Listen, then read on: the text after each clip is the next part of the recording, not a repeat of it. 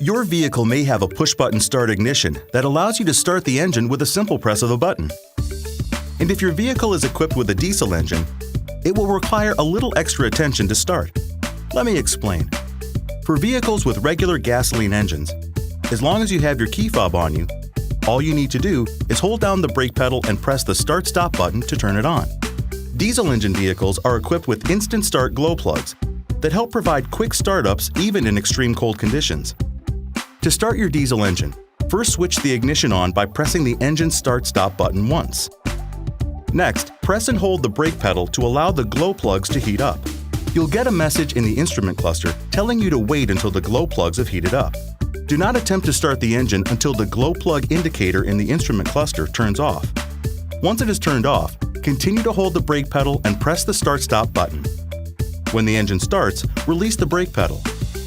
As a side note, to determine how long glow plugs need to energize depends on coolant and environmental temperature, as well as barometric pressure controlled by the glow plug control module.